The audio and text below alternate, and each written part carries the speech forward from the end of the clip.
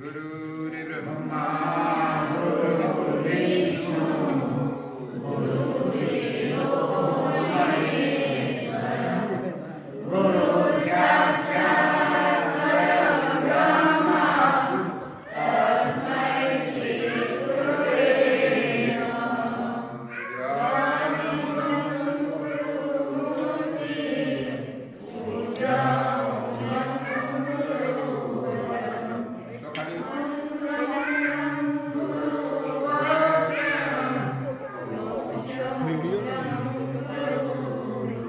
फोटा पाड़ दो। कैवलम दिव्यसाक्षी आदिकर्तारं कृपाजले प्रणतः कलेशनाशाय अनन्ताय नमो नमः।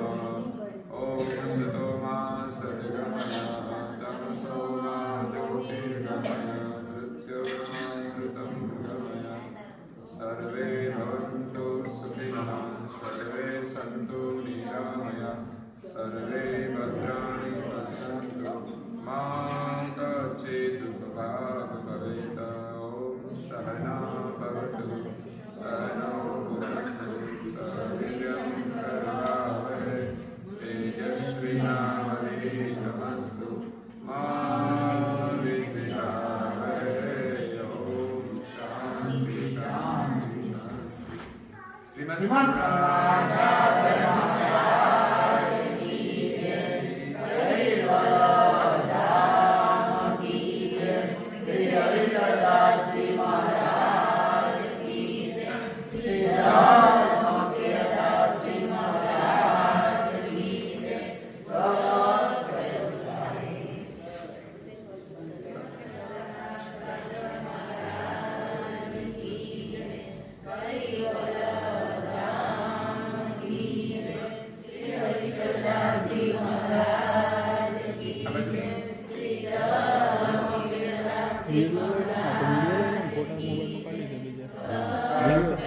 वीडियो જોયા ને फोटो ले चार मार्क्स है नीचे।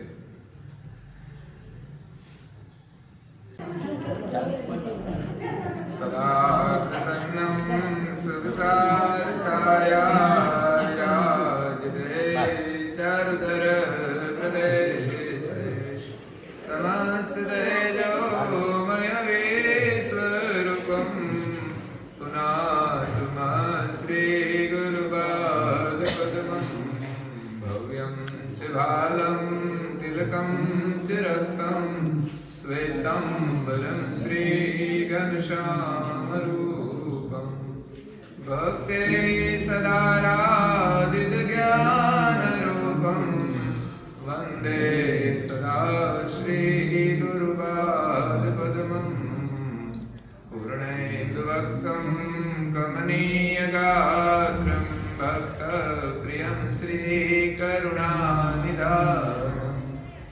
आनन्दरूपं वचसाम्यगम्यं वन्दे सदा श्रीगुरुपादपद्मम् मुखं प्रसन्नं विमलाचिदृष्टिः आजानुबाहुरमणीयरूपं सदा वसन्तं हृदयारविन्दे वन्दे सदा श्रीगुरुपादपद्मं वन्दे सदा श्रीगुरुपादपद्मं कैवलं दिव्यद्रक्षाक्षी आदिकर्तारं कृपानिधे प्रणतकलेशनाशाय अनन्ताय नमो नमः।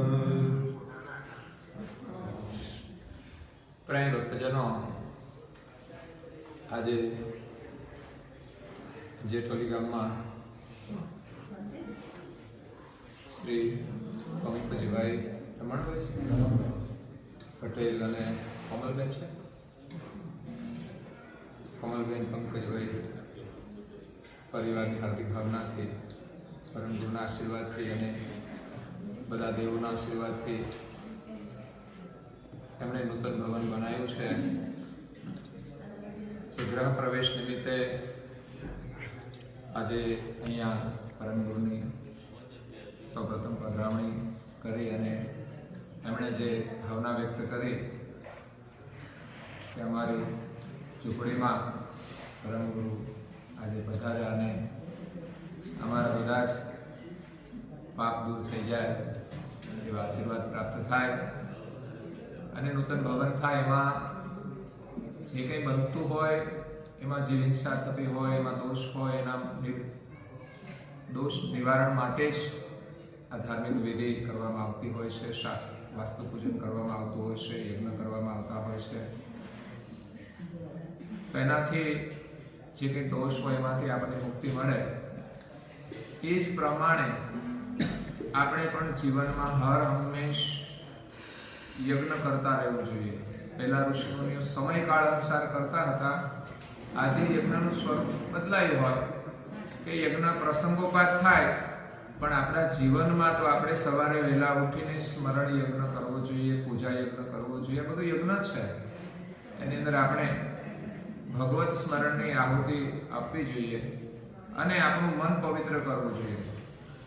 એટલે ગુરુ મહારાજના આશીર્વાદથી ચોક્કસ આપણા પાપ દૂર થાય છે, મનનો મેલ દૂર થાય છે અને આપણને પરમ શાંતિ મળે છે.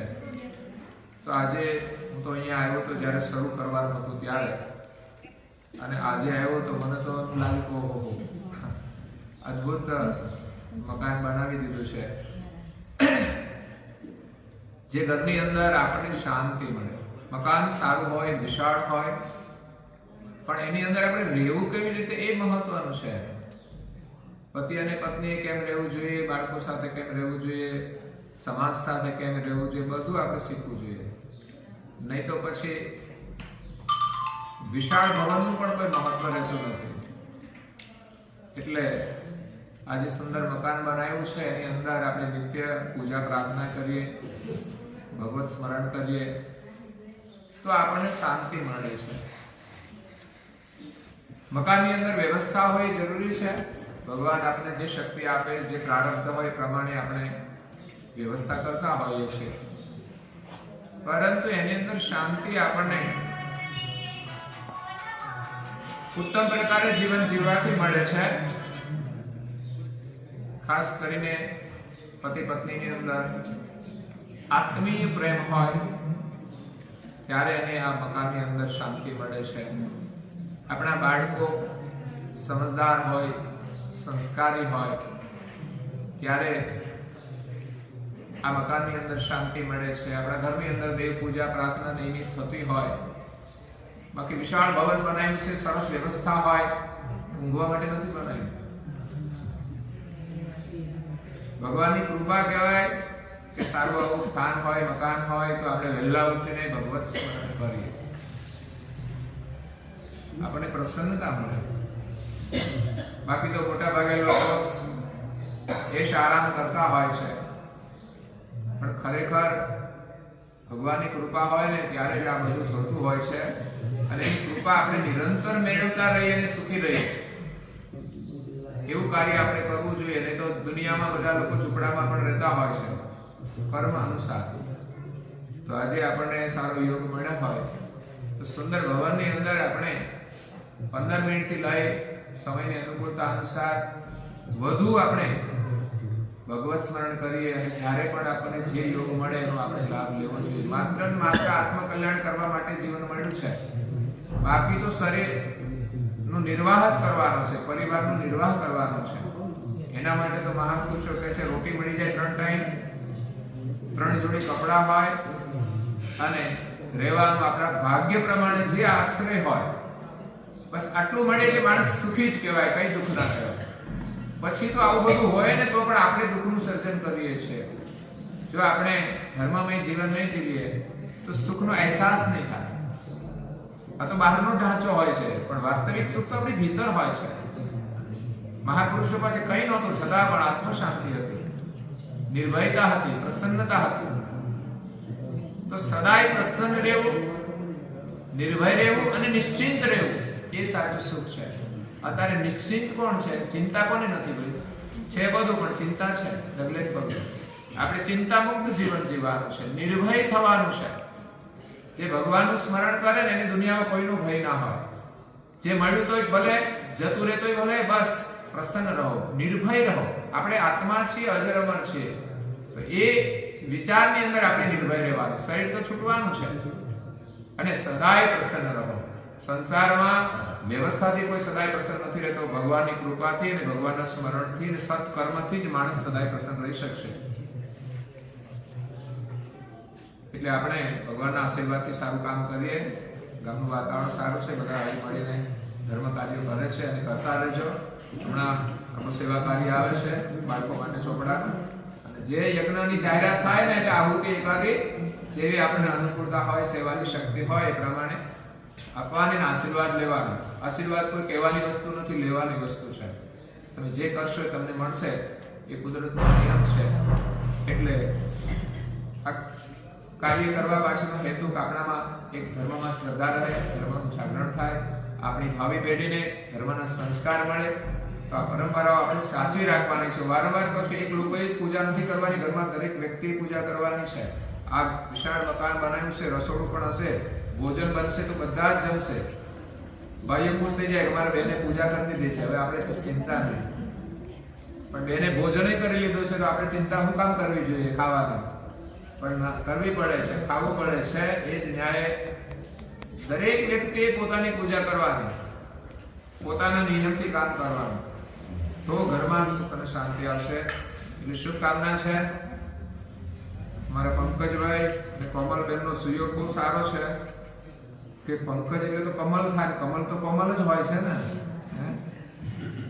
એકની અંદર બે વસ્તુ સમાયેલી છે.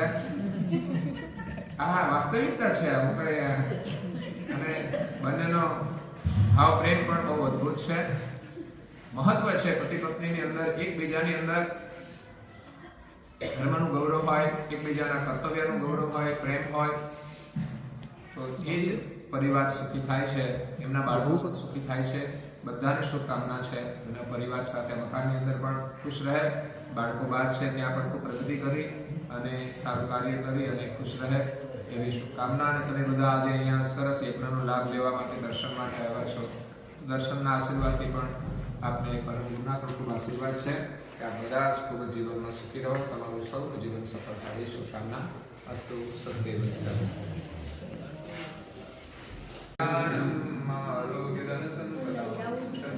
વિનાશાય દીપજ્યોતિ નમોસ્તુતે. દીપજ્યોતિ બ્રહ્મજ્યોતિ દીપજ્યોતિ દીપજ્યોતિ નમોસ્તુતે. દીપજ્યોતિ પ્રદીપ્તાય બ્રહ્મજ્યોતિ નમોસ્તુતે. બ્રહ્મજ્યોતિ પ્રદીપ્તાય ગુરુજ્યોતિ નમોસ્તુતે. શ્રીમદ કરુણાસાગર મહારાજ કી કૈવલ્ય શ્રી હરિચંદ્રજી મહારાજ કી શ્રી રામજી મહારાજ કી જય. કરુણાની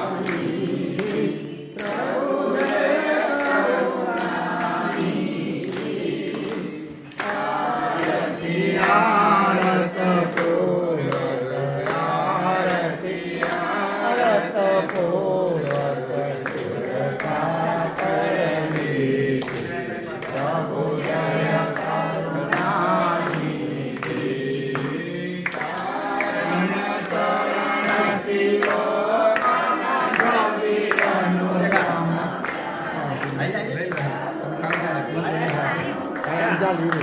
આવા ધોની સેલ્ફી મોડ.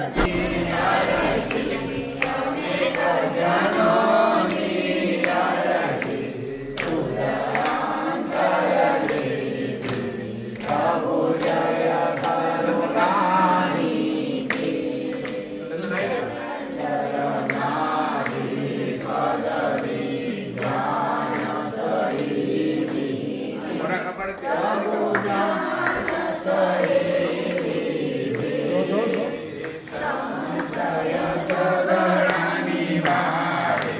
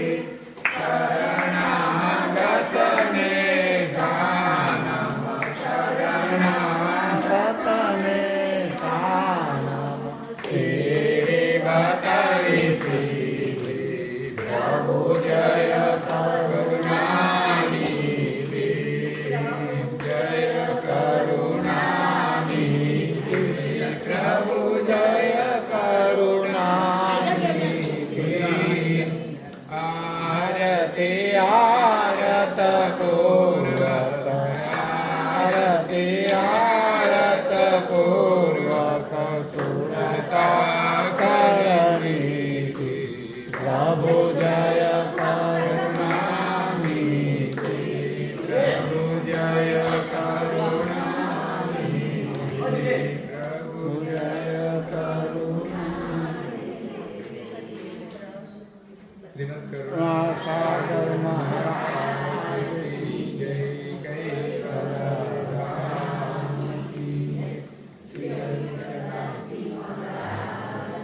आरती आला आद्य स्वराज गणेश केरल कथा की जय पूज्य श्री कृष्ण स्वामी महाराज की जय पूज्य श्री परम गुरु श्रीमद् करुणा सागर महाराज की पूज्य श्री नारायण दास जी महाराज की जय श्री शुक्रेराचार्य महाराज की जय श्री सब संतन की श्री सब देवन की जय श्री ज्ञान समुदाय की जय श्री आदि साक्षात की जय श्री कैवल